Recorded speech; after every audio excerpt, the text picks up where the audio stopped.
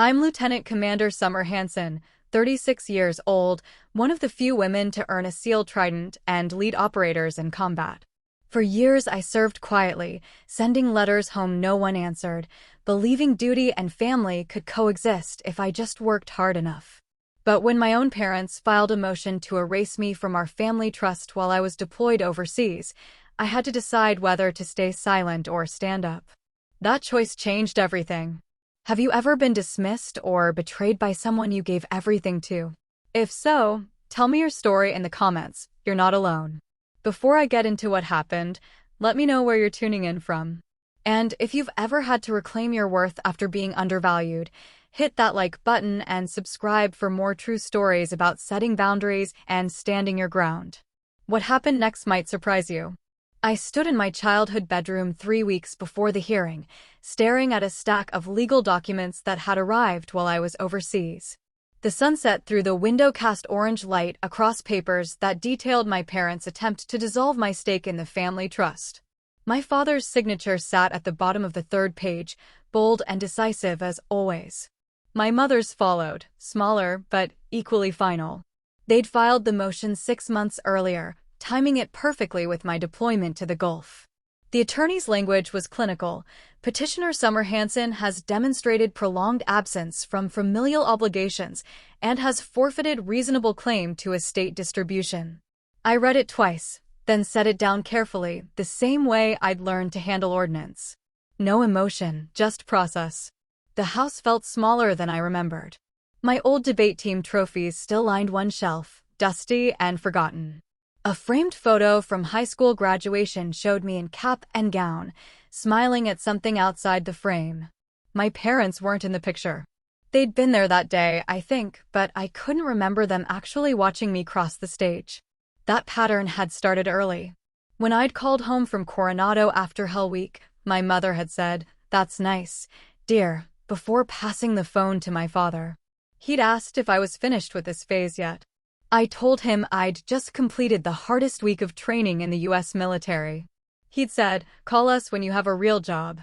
I walked downstairs to find my father in his study, working through case files with the same intensity he'd brought to every task for as long as I'd known him. Charles Hansen, senior partner, corporate litigator, a man who viewed every interaction as a negotiation. He didn't look up when I entered. "You're home," he said, marking something in red ink. "Your mother's at the club. She'll be back for dinner." I placed the legal documents on his desk, aligned with the edge. He glanced at them, then at me, and I saw something flicker in his expression. Not guilt. Recognition, maybe, that I'd actually read them.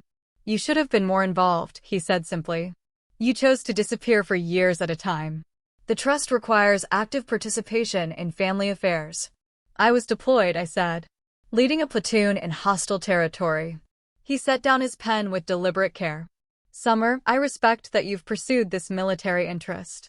But playing soldier doesn't exempt you from real-world responsibilities."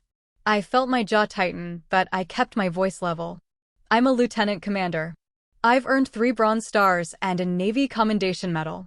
I'm not playing anything." "Then perhaps you should have played daughter more convincingly." He picked up his pen again, dismissing me. "The hearing is in 3 weeks. Bring counsel if you like.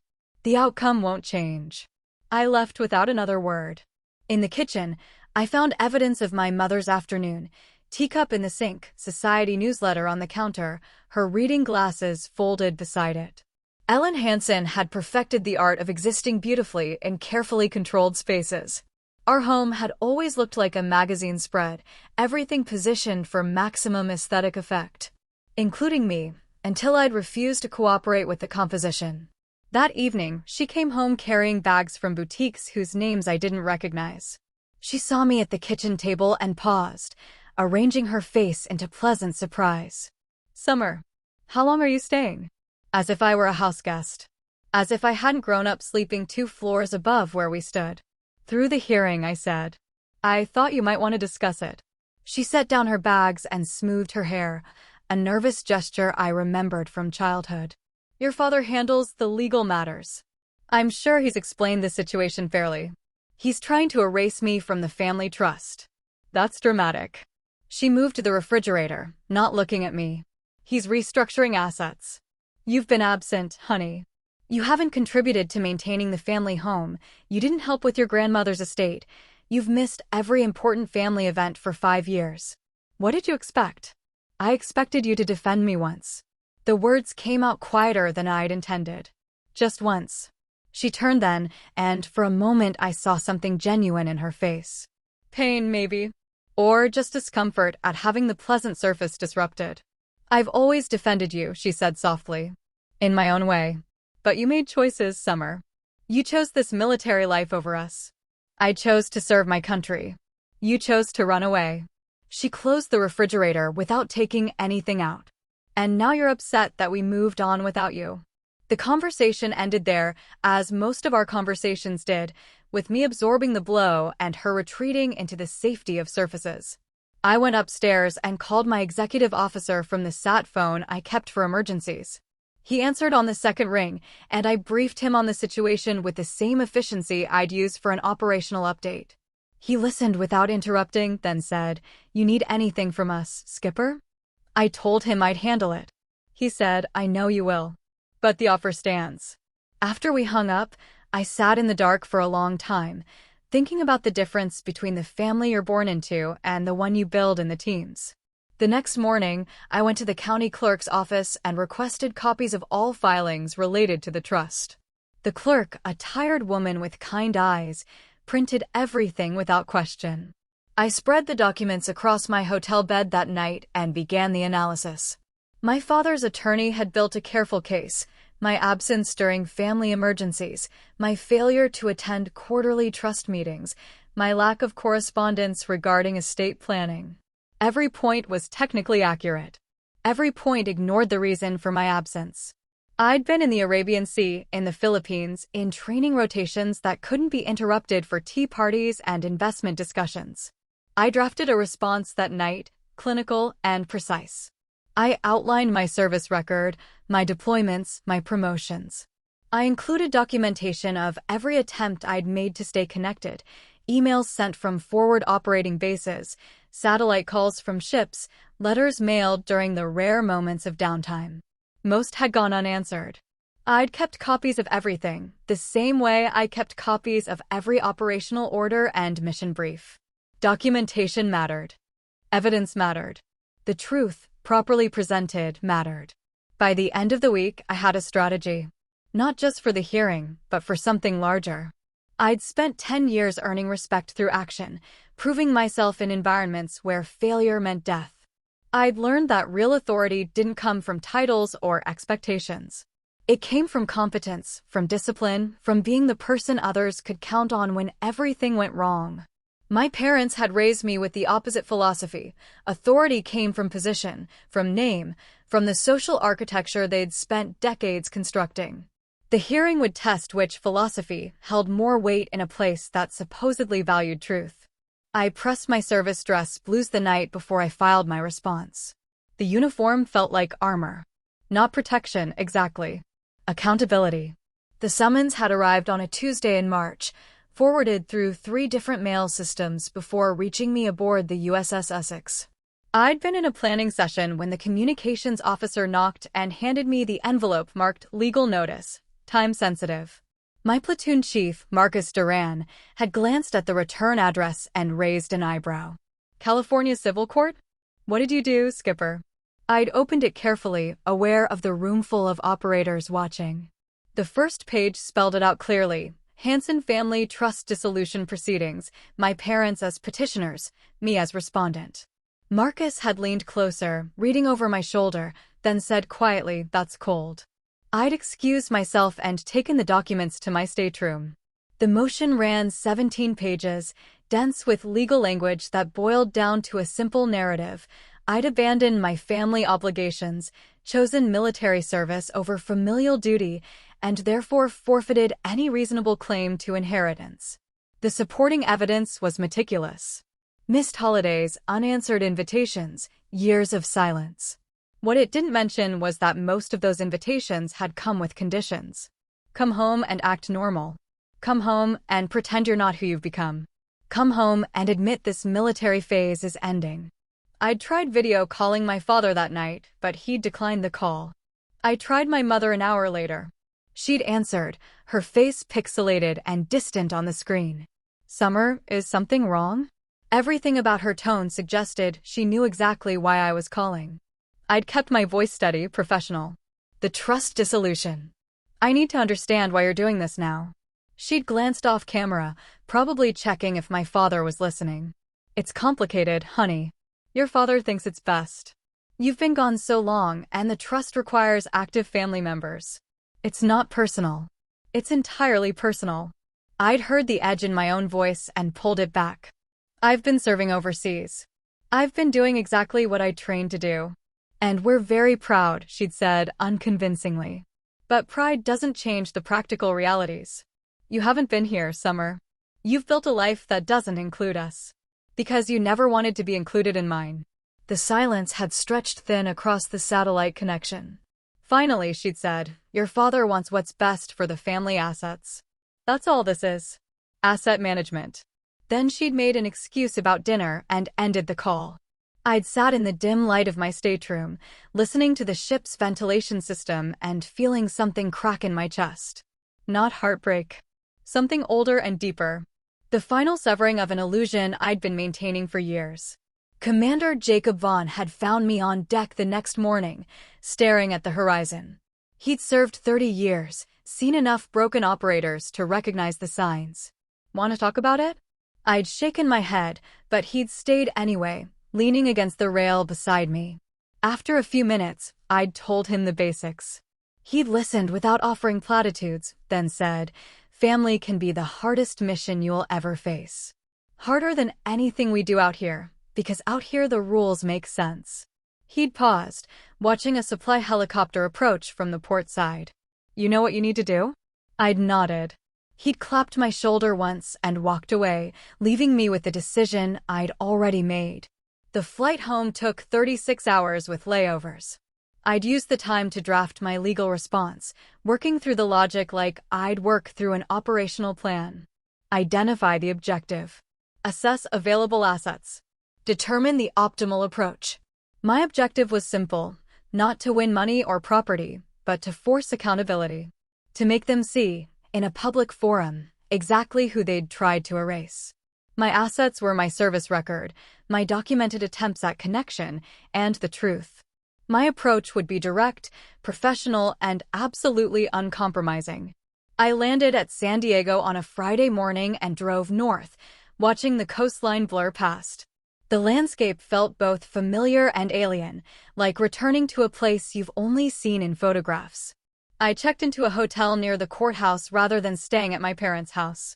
I needed neutral ground, space to prepare without their presence clouding my focus. That weekend, I met with a civilian attorney Marcus had recommended, a former JAG officer who specialized in estate disputes. She'd reviewed the case and given me the odds straight. Your parents have a strong position legally. But legally strong doesn't always mean right, and judges are human. If you can present yourself as the wronged party without appearing vindictive, you have a chance. I'd asked what she meant by appearing. She'd smiled slightly. Dress uniform. Full medals. Let them see exactly what your parents are dismissing. It felt theatrical, manipulative even. But I'd understood the logic. Perception mattered in court the same way it mattered in negotiations with foreign military partners. You had to establish credibility before anyone would listen to your argument. I'd told her I'd think about it. That night, I'd taken out my service dress blues and inspected them under the hotel room's harsh lighting. The uniform represented every sacrifice I'd made, every choice that had led me away from the life my parents had planned. The trident pinned above my ribbons marked me as one of fewer than 300 women to complete BUD/S and earn the SEAL designation. I'd bled for this. I'd nearly died for it more than once. If wearing it to court was theater, then so be it. Sometimes the most powerful truth needs a stage. The call from my mother came Sunday evening. I'd almost let it go to voicemail, but something made me answer. Her voice sounded strained. Summer, your father and I would like you to come to dinner tomorrow. Before the hearing. We should talk. I'd waited, suspecting a strategy session, an attempt to negotiate my silence. "What's there to talk about?" I'd asked. She'd hesitated, and I'd heard my father's voice in the background, too muted to make out words. "Just come," she'd said finally. "Please." I'd agreed, against my better judgment, and hung up wondering what they hoped to accomplish with one last dinner. The house looked exactly the same as I pulled into the driveway Monday evening: manicured lawn, perfectly trimmed hedges, exterior lighting that made everything look like a luxury real estate listing. I'd worn civilian clothes, dark jeans, and a simple blouse, trying to keep the evening as neutral as possible. My mother opened the door before I could knock, her smile tight and practiced. "Come in, honey. Dinner's almost ready." The smell of roasted chicken and herbs filled the entrance hall, domestic and deliberately welcoming. My father sat in the living room with a glass of scotch, still wearing his work clothes. He nodded when I entered, but didn't stand. "Summer." His greeting held no warmth, just acknowledgement. "Glad you could make it." I sat across from him, maintaining the distance. "You wanted to talk." "Your mother wanted to talk," he corrected. "I'm simply here to clarify the situation before tomorrow's hearing." He sipped his scotch, considering his words with a lawyer's precision. "This dissolution isn't meant to be vindictive. It's practical. You've built a life separate from this family, and the trust was designed for active participants. Continuing to include you would be dishonest to the trust's original intent." "The trust's original intent was to support family members," I said. "I'm still your daughter. Are you?" The question hung sharp between us. "Because from where I'm sitting, you've spent the last 10 years making it very clear that you don't need this family, don't want our approval, and don't value what we've built here. This military career is admirable in its way, but it's also a rejection of everything we tried to give you." My mother appeared in the doorway, wiping her hands on a towel.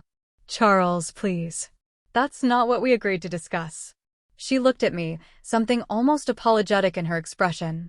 "We just want you to understand this isn't personal. It's about the integrity of the estate." "It's completely personal," I said quietly. "You're erasing me because I didn't become the person you wanted." My father leaned forward, his voice hardening. "We're protecting family assets from someone who stopped being family years ago. You made your choice when you enlisted. You chose strangers over us, combat over connection, discipline over love. Don't pretend to be surprised that choices have consequences." The words landed like physical blows, precise and designed to hurt. I felt my training kick in, the emotional distance I'd learned in situations where panic meant failure. I stood slowly, careful to keep my movements calm. "Thank you for dinner," I said to my mother. "But I think I should go." She'd started to protest, but my father cut her off. "Probably for the best. Tomorrow will be straightforward. Judge Langford is a reasonable man. He'll see the logic of our position." Something in his tone suggested he'd already decided the outcome, had already written my presence off as irrelevant. I walked to the door, my mother following. In the entrance hall, she caught my arm gently. "Summer, wait." Her voice dropped to almost a whisper. "Your father's hurt. You have to understand, he thought you'd come home after basic training. When you didn't, when you kept choosing the military over us, it felt like rejection. He's just protecting himself." I looked at her carefully, seeing the woman who'd spent 30 years managing my father's emotions instead of her own. "And what about you?" I asked. "Do you feel rejected?" She'd released my arm, her face settling back into its practiced composure. "I feel like I lost my daughter a long time ago. Tomorrow won't change that." It was the most honest thing she'd said to me in years. I left without responding, driving back to the hotel through empty streets, my mind already moving toward the hearing. The dinner had accomplished one thing: it had crystallized exactly what I was fighting for. Not money. Not property. Recognition. The simple acknowledgement that I existed, that my choices had value, that serving my country wasn't abandonment. Back in the hotel room, I laid out my uniform with parade ground precision. The dark blue jacket, the white cover, the ribbons arranged in perfect rows. Each medal represented specific actions: the Bronze Stars for valor in combat, the Navy Commendation for leadership during a hostage rescue, the others for various deployments and campaigns. I'd earned every piece of medal, every colored strip of fabric. Tomorrow, I'd wear them not as decoration, but as evidence. My attorney had been right. Sometimes you had to make people see you before they'd listen to you. I called Marcus that night, needing to hear a friendly voice. He answered from California, where his team was running drills. "How'd the family dinner go, Skipper?" I gave him the short version, hostile, predictable, clarifying. He'd laughed without humor. "Families, man. Give me enemy combatants any day. At least they're honest about wanting to kill you." We talked for a few minutes about nothing important: training schedules, mutual friends, the new crop of candidates going through BUD/S. Normal conversation with someone who understood the life I'd chosen. Before hanging up, he'd said, "You going to be okay tomorrow?" I told him I would be. He'd said, "I know." But I had to ask. Sleep came in fragments. I kept waking to check the clock. 0200 hours, 0400 hours, 0530. Finally, I gave up and went for a run along the beach, letting the rhythm of my feet against sand clear my mind. The sun rose over the ocean, turning the water gold and orange. I thought about all the sunrises I'd watched from ships, from forward operating bases, from training beaches at Coronado. Each one had marked another day of purpose, of working towards something larger than myself. Tomorrow would be another sunrise, another day of purpose. Just in a different kind of battle. I arrived at the courthouse at 0800 hours, parking in the public lot and walking through morning fog that hadn't burned off yet. The building was old stone and glass, built in the architectural style that said justice, without actually guaranteeing it. I'd worn my service dress blues, every detail inspection ready. The uniform drew stares from other people heading into the building, a few nods of respect, some curious glances, one older man who'd stopped and saluted. I'd returned it crisply and kept walking. My attorney met me on the courthouse steps, her expression approving. "Good call on the uniform. You look like exactly what you are." We ran through the plan one final time. She'd handle the legal arguments, I'd provide context and testimony when needed, and we'd let the facts speak for themselves. No emotional appeals, no dramatic speeches. Just the documented truth presented clearly. She'd squeezed my shoulder once. "Ready?" I'd nodded. "Always ready." Inside, the courtroom felt smaller than I'd expected, more administrative than dramatic. Wooden benches, fluorescent lighting, the seal of California mounted behind the judge's bench. My parents were already seated with their attorney, a sharp-looking woman named Sandra Lyle, who I recognized from my father's firm. She'd glanced up when I entered, and something flickered in her expression. Surprise, maybe recognition. My mother's face had gone carefully blank. My father had simply looked annoyed. "Really, Summer," he'd said, loud enough for half the courtroom to hear. "The uniform? This isn't a military tribunal. It's a civil proceeding." I'd taken my seat without responding. My attorney had leaned close and whispered, "He's rattled." Good. The bailiff called for everyone to rise, and Judge Michael Langford entered from chambers. He was in his late 60s, silver-haired and carrying himself with the careful posture of someone who'd spent time in uniform himself. He'd settled behind the bench, arranging papers, when his eyes landed on me.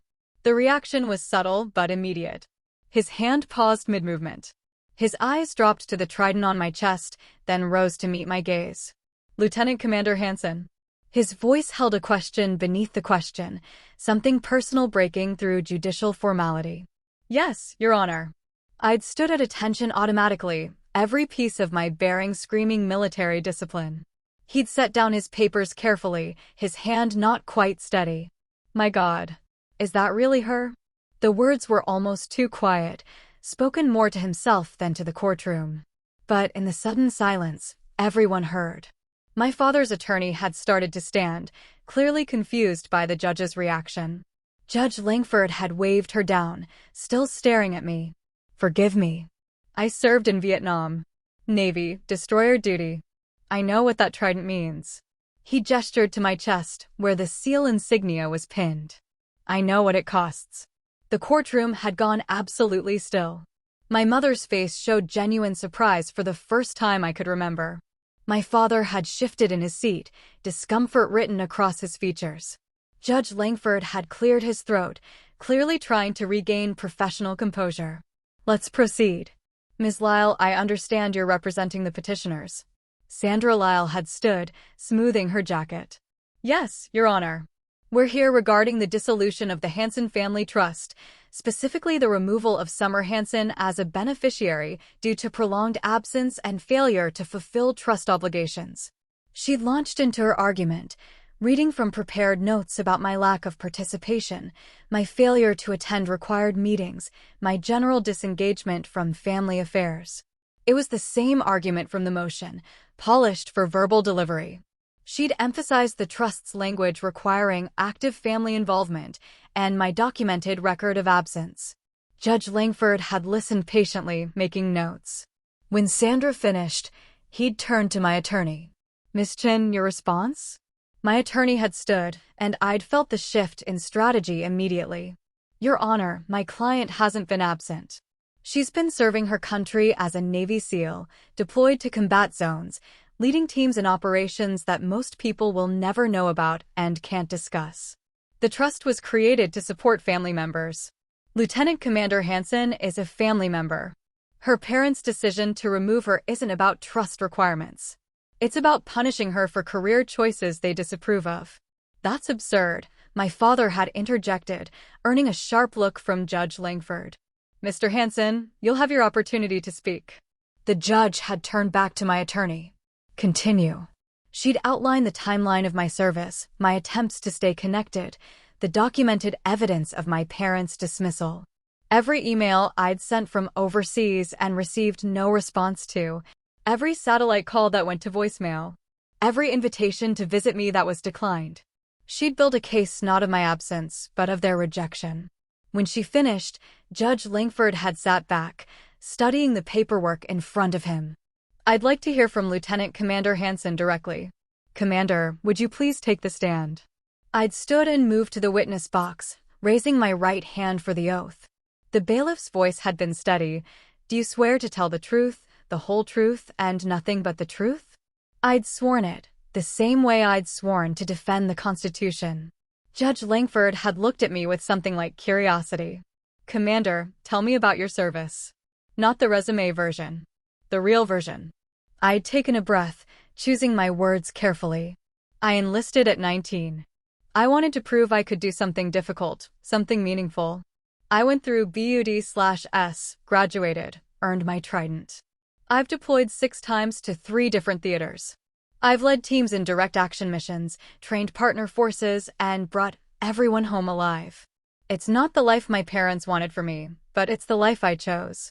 And it's a life I'm proud of. Why didn't you participate in trust meetings? Because I was overseas, Your Honor.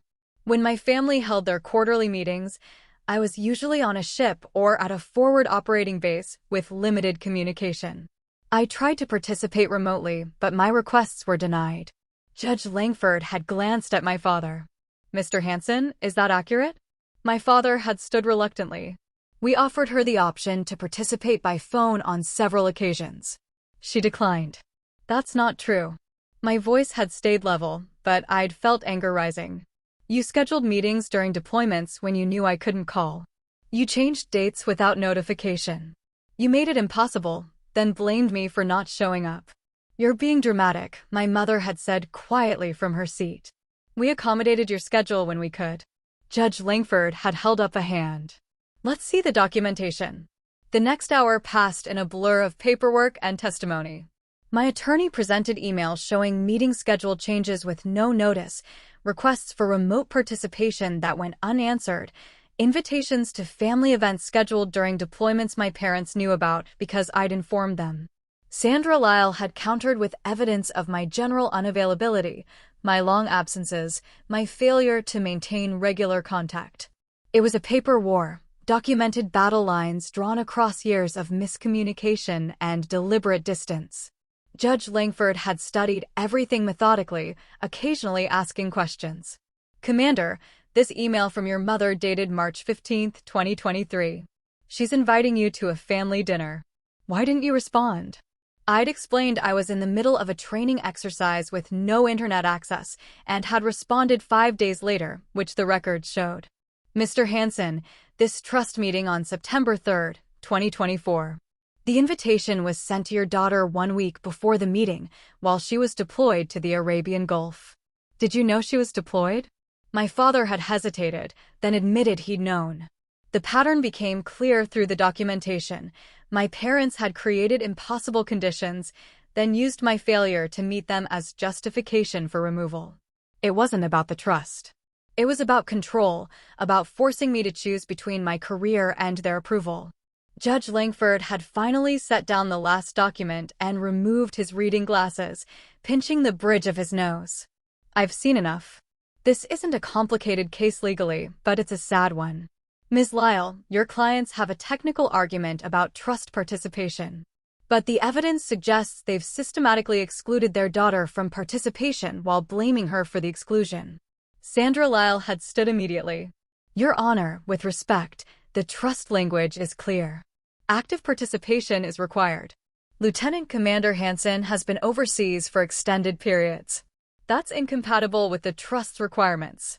And yet the trust allows for remote participation, which was repeatedly denied. Judge Langford had looked at my parents, his expression hardening. Mr. and Mrs. Hansen, I served in uniform. I understand the sacrifices military families make. What I don't understand is punishing your daughter for serving her country with distinction. He gestured to the ribbons on my chest. Do you know what those represent? The Bronze Star is for valor. She's earned 3. That means 3 separate times your daughter performed exceptionally under enemy fire. While she was doing that, you were scheduling trust meetings and marking her absent. My mother had looked down, her composure finally cracking. My father had kept his expression neutral, but I'd seen his jaw tighten. Judge Langford had continued, his voice taking on an edge. The trust was created by your parents, correct? Commander Hansen's grandparents. My father had nodded. And what was their intention in creating it? My father had started to answer, but the judge had cut him off. According to the trust document, which I've now read twice, it was created to provide for family members, to ensure their security and welfare. Your daughter has been risking her life in military service. I'd argue she embodies the trust's intent more than either of you. The silence that followed was absolute. I'd kept my eyes forward, not looking at my parents, not allowing any emotion to show on my face. Judge Langford had gathered his papers, his decision clearly made. I'm denying the petition to remove Lieutenant Commander Hansen from the trust. Furthermore, I'm ordering a full audit of trust management to ensure equitable treatment of all beneficiaries. Mr. and Mrs. Hansen, your attempt to disinherit your daughter reflects poorly on you both. This court stands adjourned. The gavel had come down with finality. Around me, people had started moving, gathering belongings, murmuring reactions. I'd remained in the witness box for a moment, processing what had just happened. Not victory exactly. Validation. The judge had seen through the legal arguments to the truth underneath. My attorney had approached the witness box, her expression carefully professional, but her eyes pleased. Well done, Commander. You kept your composure perfectly. I'd stood, suddenly exhausted, the adrenaline of the hearing wearing off. My parents had left quickly, Sandra Lyle shepherding them out a side door. I'd caught a glimpse of my mother's face as she'd passed, tears tracking through careful makeup. My father had kept his eyes straight ahead, his expression locked in the neutral mask he wore when he'd lost a case. Judge Langford had called my name as I'd moved toward the exit. Commander Hansen, a word? I'd approached the bench, coming to attention automatically. He'd smiled slightly at the gesture. At ease. I wanted to tell you something off the record. My son served in the Navy. He didn't make it home from his last deployment. Seeing you in that uniform, knowing what you've accomplished, it meant something to me. Don't let your parents diminish that. Some people will never understand what service means. That's their failure, not yours. I'd swallowed hard, the unexpected kindness hitting harder than my parents' dismissal. Thank you, Your Honor. That means a great deal. Keep serving, Commander. People like you are why the rest of us can sleep at night. He'd nodded once, then retreated to his chambers. I'd walked out of the courthouse into bright sunlight, the fog finally burned away. My attorney had been waiting on the steps, already on her phone arranging follow-up paperwork. When she'd finished the call, she'd turn to me. "How are you feeling?" I'd considered the question honestly. Tired. Relieved. Not happy exactly, but lighter. She'd understood. Justice doesn't always feel triumphant. Sometimes it just feels necessary. We'd gone over next steps: the trust audit, potential appeals from my parents, timeline for final resolution. I'd listened with half my attention, the other half already moving toward what came next. A message had buzzed on my phone, Marcus checking in. I'd texted back a simple thumbs up. Within minutes, my phone had lit up with messages from my team. The community moved fast when one of their own was in trouble. Chief Duran's message had simply said, "Damn right. Drinks when you're back." I'd smiled at that, the first genuine smile in days. My attorney and I had parted ways at her car. She'd shaken my hand formally, then pulled me into a brief hug. "You're a credit to the uniform, Commander. Don't let anyone tell you otherwise." I'd driven back to the hotel, changed into civilian clothes, and gone for a long run along the beach. The sun had been high, the water glittering, and I'd pushed myself until my legs burned and my lungs screamed. Physical pain to clear away the emotional residue. By the time I'd finished, I'd run 7 miles and reached something like peace. Not with my parents. With myself. With the choices I'd made and continued to make. The weeks after the hearing passed in a strange limbo. I'd taken leave to handle the trust audit and legal aftermath, staying in California but avoiding my parents' house. The audit itself was straightforward. A forensic accountant reviewed 5 years of trust management and found exactly what we'd expected. Meetings scheduled strategically, distributions delayed, decisions made without required beneficiary input. Nothing criminal, but a clear pattern of exclusion. The accountant's report recommended restructuring the trust management to prevent future conflicts. My father would remain a trustee, but major decisions would require independent oversight. My parents didn't contact me during this time. I'd half expected my mother to call, to attempt some kind of reconciliation or at least acknowledgement. Instead, silence. I'd heard through mutual acquaintances that my father was furious about the audit, calling it an invasion of privacy and government overreach. My mother had apparently stopped attending her usual social functions, embarrassed by the courtroom exposure. Their attorney had filed a motion to reconsider, which Judge Langford had denied within 24 hours. The matter was settled, legally if not emotionally. I spent the time reconnecting with other aspects of my life that had gotten lost in the conflict. I visited Marcus and his family in Coronado, had dinner with teammates I hadn't seen in months, attended a promotion ceremony for a junior officer I'd mentored. The SEAL community had closed ranks around me the way they always did, offering support without questions, presence without judgment. Chief Duran had taken me surfing one morning, and we'd sat on our boards beyond the break, watching the sunrise. "You good, Skipper?" he'd asked. I'd told him I was getting there. He'd nodded, satisfied. That's all anyone can ask. The trust restructuring finalized in early May. I received notification from my attorney that the audit had been completed, new management protocols established, and my status as beneficiary secured. The financial details were secondary to the broader victory. I'd been recognized, officially and legally, as a full member of the Hansen family regardless of my parents' feelings. The money from the trust would be useful eventually, but the validation mattered more. Someone with authority had looked at my life, my choices, my service, and said it counted. I'd been back at base for 2 weeks when my mother finally called. I almost didn't answer, seeing her name on the screen and feeling my stomach tighten.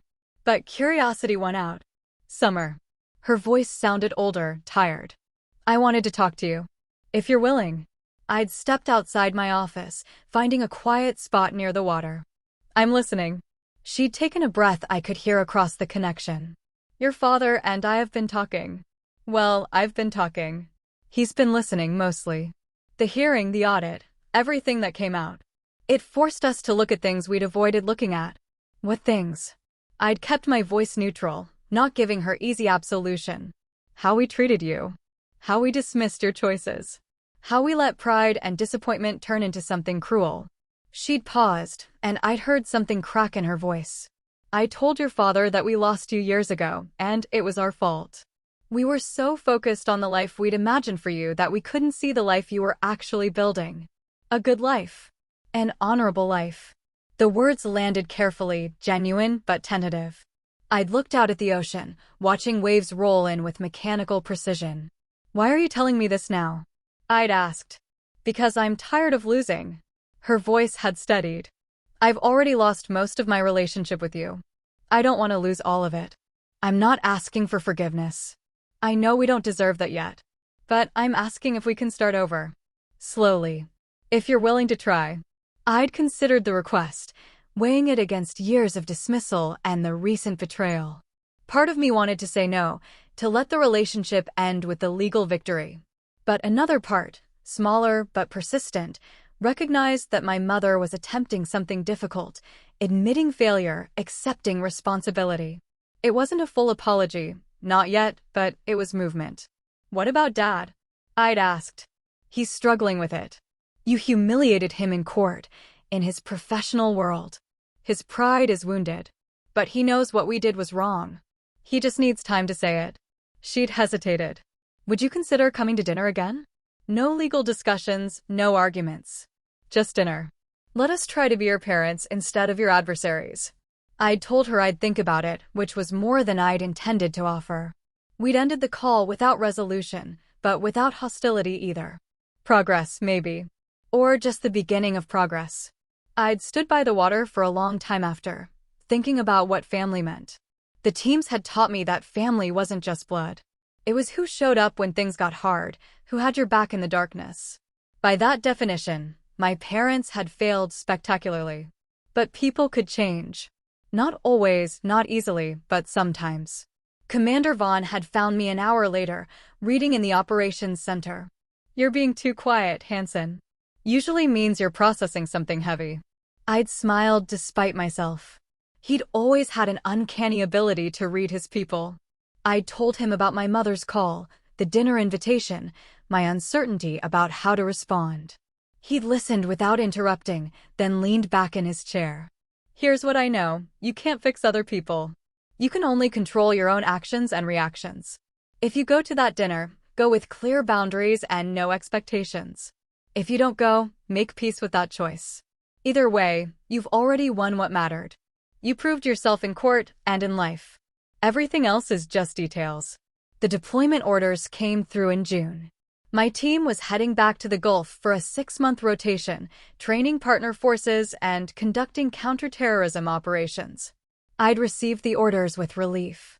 Short duty had its place, but I was ready to get back to work, to the clarity of mission planning and execution. Before leaving, I'd accepted my mother's dinner invitation. Not forgiveness, not reconciliation, but a single meal. Small steps. The dinner had been awkward but civil. My father had been present but mostly silent, eating methodically and avoiding eye contact. My mother had tried too hard, filling silences with questions about my work that I mostly couldn't answer. But there'd been moments of genuine connection, my mother asking about my team, actually listening to my answers, my father reluctantly admitting that the judge's words had stung because they were accurate, a brief exchange about my grandmother, who'd created the trust, and what she would have thought of the whole situation. We'd ended the evening without drama, without resolution, but without open hostility. It was something. As I'd left, my father had stopped me at the door. Summer. He'd looked uncomfortable, his lawyer's eloquence failing him. What the judge said, about your medals, about what they mean. I looked them up. The circumstances of your Bronze Stars. What you did to earn them. He'd met my eyes briefly, then looked away. I didn't know. I should have asked. I'm sorry I didn't. It wasn't a full apology, not an acknowledgement of the broader betrayal. But it was the first time I'd heard him apologize for anything. I'd nodded once. Thank you for saying that. Then I'd left, driving back to base through the warm California night, feeling something settle in my chest. Not closure. Closure was a myth. But acceptance, maybe. The acceptance that some relationships couldn't be fully repaired, only managed. And that was okay. The deployment was routine by SEAL standards, which meant long stretches of planning punctuated by moments of controlled chaos. We ran operations I couldn't discuss, trained forces I couldn't name, worked in places that officially we'd never been. The rhythm of it felt right, felt like coming home. My team operated smoothly, each member knowing their role, trusting the others to execute. We brought everyone home safe, which was always the primary mission regardless of what the order said. During the deployment, I'd received occasional emails from my mother. Short updates about life at home, questions about my well-being that I answered vaguely due to operational security. She'd never asked when I was coming home, had learned not to expect detailed responses. But she'd kept writing, maintaining the connection. My father had sent one email, 3 lines long. Your mother tells me you're deployed again. Stay safe. We're thinking of you. It wasn't much, but it was more than nothing. 6 months in the Gulf gave me time to think about what I wanted long-term. I'd been serving for 11 years, had achieved my childhood goal of becoming a SEAL, and exceeded every expectation I'd had for myself. The Navy had been good to me, had given me purpose and family and accomplishments I was genuinely proud of. But military service wasn't forever for anyone. Eventually, I'd need to decide what came next. I wasn't ready for that decision yet, but I could feel it approaching. The question of legacy, of what mark I wanted to leave beyond the classified operations and the quiet professionalism. Marcus and I had discussed it one night during a lull between missions.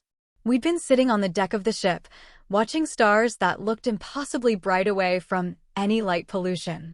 You thinking about getting out? He'd asked. I'd told him I didn't know. He'd nodded, understanding. I got another 5 years in me minimum. But you, Skipper, you've done enough. No shame in moving on to something else. I'd asked what he thought I should do. He'd laughed. Hell if I know. But whatever it is, you'll be good at it. You're good at everything you commit to. That's your gift and your curse. The team had rotated home in December, just before the holidays. We'd flown into San Diego on a cold, clear morning, exhausted and glad to be back on American soil. The families had been waiting, spouses, children, parents. I'd watched my teammates reunite with their people, the joy and relief obvious in every embrace. I'd been preparing to head to my truck alone when I'd seen her. My mother, standing near the back of the crowd, looking uncertain and out of place among the military families. She'd spotted me and waved tentatively. I'd walked over, surprised and suspicious. What are you doing here? She'd smiled, nervous but genuine. Your commander's office called me. Told me when you'd be landing. I thought you might like a ride home. I'd glanced around, half expecting my father to appear. Just you. She'd nodded. Just me. Your father wanted to come, but I thought this might be easier with just us. I'd studied her for a moment, looking for manipulation or agenda, but found only hope. Okay, I'd said finally. Let's go home. The drive had been easier than the dinner months before. My mother had asked real questions, had listened to my carefully worded answers about the deployment. She'd told me about changes at home. The trust audit had forced her and my father to rethink a lot of things, including their relationship. They'd started couples therapy, which I'd never expected to hear. We needed help, she'd admitted. Your father especially. He spent so long being right professionally that he forgot how to be wrong personally. The therapist is helping him see the difference. We'd stopped for coffee at a place near the base, sitting outside despite the December chill. My mother had wrapped her hands around her cup, gathering courage for something. I want to show you something, she'd said finally. She'd pulled out her phone, opening the photo app. I kept everything. Every photo you sent, every promotion announcement, every letter. I didn't respond the way I should have, but I kept them all. She'd scrolled through hundreds of images, me in training, in dress uniform, with my team, on ships and beaches and bases around the world. A catalog of my military life, carefully preserved. I'm proud of you, she'd said quietly. I was always proud. I just didn't know how to say it. Didn't know how to reconcile the daughter I'd imagined with the daughter you'd become. I'd felt something break loose in my chest, some tight knot I'd carried for years. Not forgiveness, not yet, but the beginning of understanding. You should have told me, I'd said. Even just once, you should have said you were proud. She'd nodded, tears tracking down her cheeks. I know. I'm telling you now. I'm sorry it took so long. I'm sorry it took a courtroom and a judge to make us see what we were doing to you. But I'm telling you now, I'm proud of who you are. What you've accomplished. The woman you've become. We'd sat in silence for a while, drinking coffee and watching traffic pass. Eventually, my mother had asked if I wanted to come home for Christmas. Not to stay, just to visit. My father wanted to try again, wanted to do better. I'd told her I'd think about it. She'd accepted that, asked nothing more. When she dropped me at my apartment, she'd hugged me carefully, like she was afraid I'd break. I love you, Summer. I always have. Even when I didn't show it well. I'd hugged her back, briefly, then grabbed my gear and headed inside. Progress, I'd thought. Slow, imperfect progress. Christmas had been surprisingly normal. I'd gone to my parents' house on Christmas Eve, staying for dinner and opening presents. My father had been more engaged than at the previous dinner, asking questions about my work, actually listening to the answers. He'd given me a book about military history, which felt like an attempt to bridge our worlds. My mother had given me a photo album, all the pictures from her phone, printed and organized chronologically. 11 years of my military career preserved. I'd spent an hour that evening going through it, remembering missions and teammates and versions of myself I'd almost forgotten. As I'd prepared to leave, my father had asked if we could talk privately. We'd gone to his study, the room where he dismissed my concerns about the trust months earlier. He'd poured 2 glasses of scotch, handed me one, then stood awkwardly by his desk. I've been trying to figure out how to say this for months. The therapist suggested I just be direct. He'd taken a drink, gathering courage. I was wrong. About everything. About dismissing your service, about the trust, about trying to force you into a life you didn't want. I spent so long being disappointed that you weren't the daughter I'd imagined that I failed to see the daughter you actually are. The judge was right. Those medals you wear, they mean you've done things I can't imagine. You've served with honor. And I've been an ass about all of it. The apology had been clumsy but sincere. I'd accepted it with a nod, not trusting myself to speak. My father had continued, his lawyer's control slipping. I looked up your commendations. The Bronze Star citations. Summer, you saved lives. Multiple times. You led people through situations that would have broken most officers. And I called it playing soldier. I'm ashamed of that. Deeply ashamed. He'd set down his glass, his hand shaking slightly. I don't expect you to forgive me immediately. I don't deserve that. But I want you to know I see you now. I see who you are and what you've done. And I'm proud. More proud than I've been of anything in my own career. I'd finished my scotch, letting the burn clear my throat. Thank you for saying that. It matters. I'd paused, considering what came next. I don't know if we can fix this completely. Too much has happened. But I'm willing to try if you are. Small steps. No expectations. My father had nodded, relief evident on his face. Small steps. I'll take it. We'd shaken hands, formal but genuine, then rejoined my mother in the living room. The rest of the evening had passed quietly, 3 people trying to figure out how to be a family after years of fracture. Spring came with new orders. I'd been selected for a training command position, which meant shore duty and the opportunity to shape the next generation of SEAL officers. It was an honor and a sign that the Navy saw leadership potential beyond operational assignments. Commander Vaughn had congratulated me, noting that few officers got training commands at my rank. You've earned it, Hansen. Pass on what you've learned. Make the next batch better than we were. The position would keep me stateside for at least 2 years, which felt both limiting and liberating. Time to rebuild relationships, to figure out what life looked like beyond constant deployments. My parents had been cautiously pleased when I'd told them about the assignment. My mother had asked if it meant I'd be around more, maybe for holidays and birthdays. I'd told her probably, no promises. My father had asked about my career trajectory, what came after training command. I'd explained the typical path, command of a SEAL team, potentially squadron command, staff positions if I stayed in long enough. He'd listened with genuine interest, asking informed questions. Small progress, but real. The training command itself was challenging in different ways than operational assignments. I was responsible for teaching advanced tactics to officers who'd already completed BUD/S, helping them transition from team members to team leaders. It required patience and teaching skills I'd had to develop quickly. But watching junior officers grasp complex concepts, seeing them gain confidence and competence, provided a satisfaction different from mission success. I was building something lasting, not just completing operations that would remain classified forever. Marcus had rotated to a different team, but we'd stayed in touch. He'd called one evening after I'd spent 12 hours running leadership scenarios with a particularly difficult class. "How's the teaching gig, Skipper?" I'd told him it was humbling, that explaining concepts I'd internalized was harder than executing them. He'd laughed. "Welcome to the world of training commands. Every operator thinks they can teach until they actually have to do it. You'll figure it out. You always do." We'd talked for an hour, catching up on mutual friends, discussing changes in the community, the comfortable conversation of people who'd been through hell together. My relationship with my parents continued its slow evolution. We'd established a pattern: dinner once a month, phone calls every few weeks, honest communication about expectations and boundaries.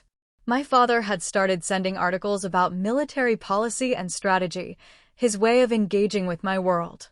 My mother had visited the base once, met some of my colleagues, seen where I worked. She'd been nervous, but genuinely interested, asking questions and listening to answers. We weren't close, might never be close in the way some families were. But we were connected, which was more than we'd had before the hearing. Judge Langford had sent me a letter in March, forwarded through the courthouse. He'd written to tell me he'd followed my career through public records, had seen my promotion to training command. "You're making a difference in ways your parents might never fully understand," he'd written. "But people like me who've served, we know. Keep leading. Keep teaching. The country needs more officers like you." I'd kept the letter in my desk, pulling it out occasionally when the teaching felt frustrating or pointless. Validation from someone who understood what service meant. The first anniversary of the hearing passed quietly.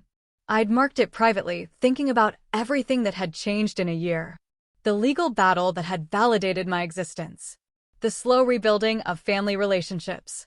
The new assignment that challenged me differently than combat ever had. I'd walked on the beach that evening, watching sunset paint the ocean in colors that reminded me of deployments.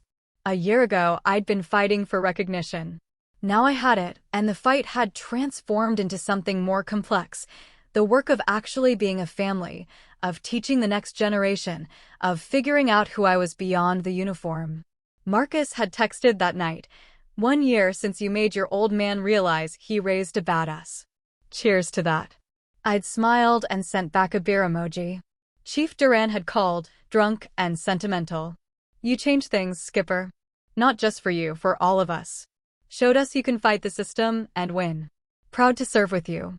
I'd thanked him, told him to drink water and go to bed. My mother had sent flowers to my office, a small arrangement with a card that read, "1 year since we started learning how to be a real family. Thank you for giving us the chance." I'd kept the flowers on my desk until they wilted, a reminder of imperfect progress. Summer turned to fall. My training class graduated, moving on to team assignments. Several officers sought me out privately to thank me for the leadership lessons, for teaching them how to command with empathy and efficiency. One young lieutenant had said, "You showed us that being tough doesn't mean being harsh. That discipline and care aren't opposites." That's going to stick with me. I'd felt a satisfaction deeper than any mission success. This was legacy, knowledge passed on, traditions maintained, the community strengthened. My father had attended the graduation ceremony, the first time he'd seen me in a military setting. He'd stood in the back, watching me address the graduating officers, award their completion certificates, shake their hands. Afterward, he'd approached carefully, clearly moved. "I've never seen you work before. Never seen you in your element. Summer, you commanded that room. Those officers respect you genuinely." It was remarkable to watch. We'd gotten coffee afterward, just the two of us, and talked for hours. Really talked, maybe for the first time in my adult life. About his career, my career, the different kinds of leadership we'd pursued. He'd admitted he'd spent so much time building his legal practice that he'd missed actually knowing his daughter. I'd admitted I'd spent so much time proving I didn't need his approval that I'd missed the opportunity to share my life with him. The conversation hadn't fixed everything. Decades of distance couldn't be erased in one afternoon. But it established something new: mutual respect, genuine interest, the foundation of an adult relationship between two people who'd been strangers despite sharing blood. As we'd parted, my father had hugged me properly for the first time I could remember. "I'm proud of you, Summer. Truly proud. Not of an idea of you, but of the actual person you've become." I'd hugged him back, feeling something fundamental shift. Acceptance, finally. Not just of me, but between us. Winter brought the second Christmas since the hearing, and this one felt genuinely comfortable. I'd spent Christmas Eve and Christmas Day at my parents' house, joining extended family who'd heard about the courtroom drama but had the grace not to mention it. My aunt had pulled me aside at one point, saying quietly, "Your parents talk about you all the time now. Your service, your accomplishments. It's like they finally woke up and realized who you are." I'd thanked her, appreciating the observation. The family dynamic had shifted noticeably. Where before my military career had been a source of polite dismissal, now it was acknowledged and respected. New Year's came with reflection. I'd been serving for 12 years, had accomplished more than I'd dreamed possible when I'd enlisted at 19. The question Commander Vaughn had planted months earlier grew more insistent. What came next? I loved the Navy, loved the SEAL community, loved the sense of purpose and mission. But I was also aware that military service couldn't be forever. Eventually, I'd need to transition, to find new purpose in civilian life. The training command had shown me I could teach, could lead in non-operational settings. That felt like preparation for something, though I wasn't sure what yet. Marcus had made command of his own team, a promotion I'd celebrated from across the country. We'd video called after his change of command ceremony, him still in dress uniform, grinning with the particular joy of a milestone reached. "You paved the way, Skipper. Showed them women could lead SEALs effectively. Made it easier for the ones coming after you." I deflected the praise, but privately felt proud. Representation mattered. Proof mattered. Every woman who succeeded made it slightly easier for the next one. That was legacy too, opening doors, clearing paths. My parents had started attending SEAL community events when invited. My mother had come to a memorial service for a fallen operator, standing with other families, witnessing the grief and honor that marked our losses. She'd cried openly, understanding for the first time what the community meant, what sacrifice looked like in practical terms. My father had attended a promotion ceremony, watched junior officers receive their new ranks, seen the traditions and rituals that bound the military together. These experiences were changing their perception, giving them context for choices they'd once dismissed. In February, I'd received orders for my next assignment, executive officer of a SEAL team, stepping stone to commanding my own team. It was the progression I'd hoped for, validation that the training command hadn't derailed my operational career. Commander Vaughn had called to congratulate me. "Full circle, Hansen. You'll be back leading operators in the field. Make them better. Make the teams better. That's the job." I'd accepted the assignment with excitement and some trepidation. Executive officer meant significant responsibility, meant proving myself again in a new role. The change of assignment also meant leaving California, moving to Virginia where the team was based. My parents had been quietly disappointed but understanding. My mother had helped me pack, sorting through belongings and asking about my plans. "You'll come visit?" she'd asked. I'd promised I would. My father had given me a gift before I'd left, a leather journal, expensive and understated. "Write down the things you can't tell us," he'd said. "The missions, the decisions, the moments that matter. Even if no one else ever reads it, you'll have the record. You'll remember what you did and why."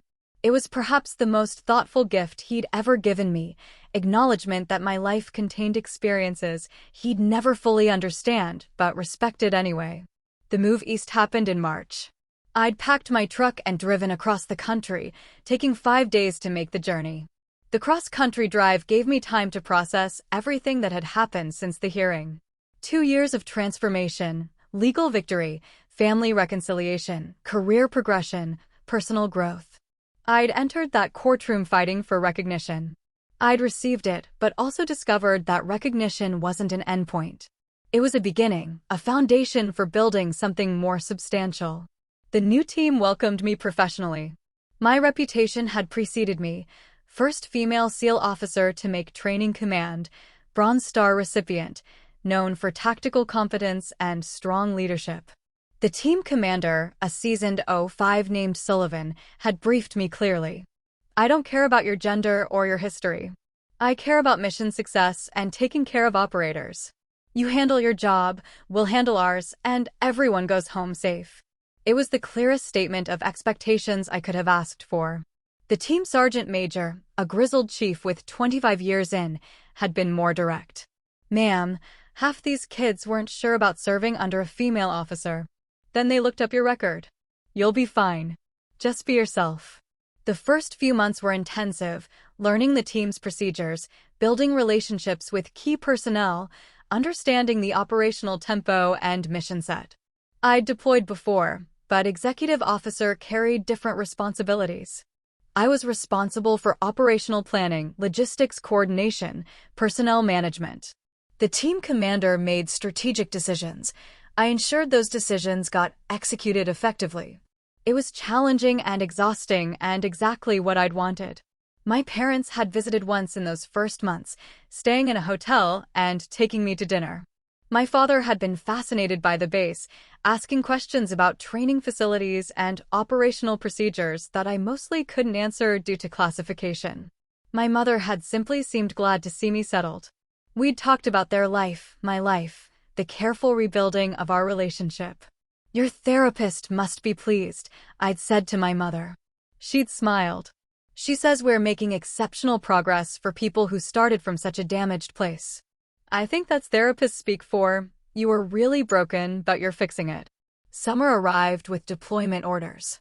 The team was rotating to Africa for a counterterrorism mission, 6 months of training partner forces and conducting direct action operations as needed. It was exactly the kind of deployment I'd thrived on before, complex, important, operationally challenging. I'd called my parents to tell them, giving them the minimal information security allowed. My father had simply said, be safe. Come home.